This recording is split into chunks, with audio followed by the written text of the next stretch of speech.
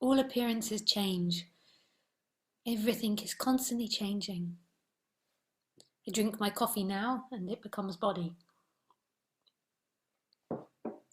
These lungs or this voice box squeeze together and this air becomes sound. And then the sound becomes, I don't know what it becomes. Vibration? I don't know.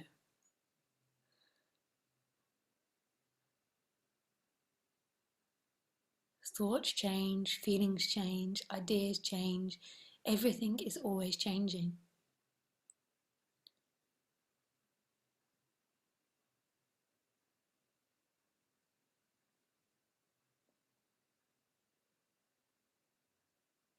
And it's beautiful that it changes.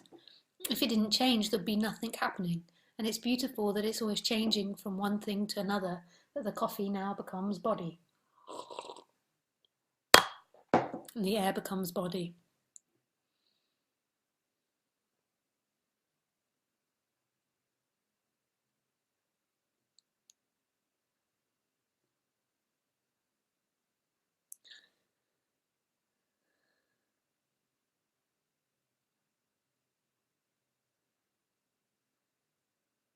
But what happens in the human dynamic is it tries to hold on to things.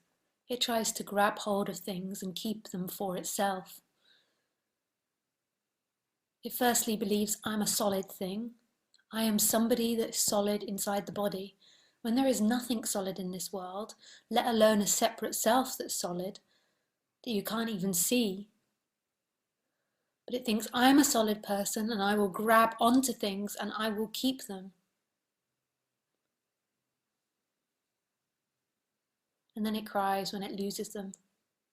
And it's heartbroken when things die.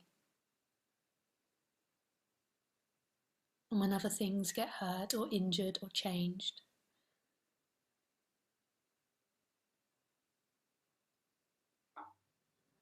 And it plays all sorts of games to try and control people and keep people with them, manipulate people.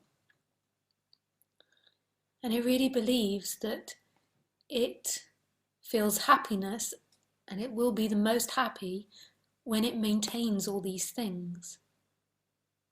When it secures a certain amount of money, when it gets the right lover. But the reason that the mind is producing those thoughts and those ideas is because it already feels uncomfortable. It already feels like something's not enough. So then it uses the imagination to imagine getting it and being complete. So all those things that it wants to hold on to and it wants to maintain are already a substitute for feeling not enough.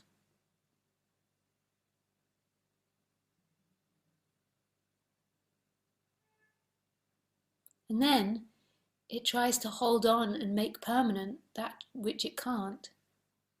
Tries to make itself and others permanent. And it can't, because the nature of things, the nature of appearances, is to constantly be moving.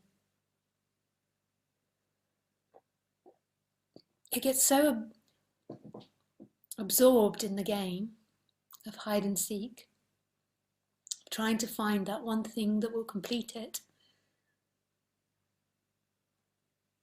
that it covers or blankets what's actually happening. The focus is so tightly on separation that something's forgotten or seemingly lost. That all of this, the appearances, are inherently complete. That love, what was looked for, was always in what was happening. It's amazing, because the separate person thinks that completion is in the future, and it's so subtle the way it does it. Whenever it's imagining about something better, it's always to try and compensate for something it feels it's lost. If it's angry, it imagines having people around it that don't make it angry. If it feels lost, it imagines a nice, secure home. If it feels abandoned, it imagines falling in love. If it feels bored, it imagines dumping its current partner and getting a new partner. And in that effort, in that game,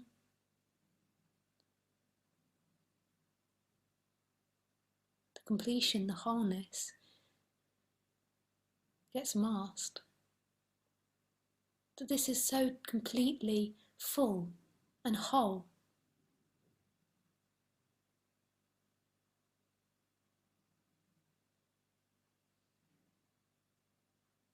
It also covers the other side to life. That life is happening and not happening.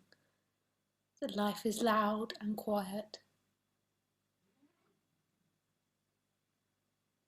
Still and moving. That all of this is a result of that stillness, or the movement, you could say, but not a result of the past.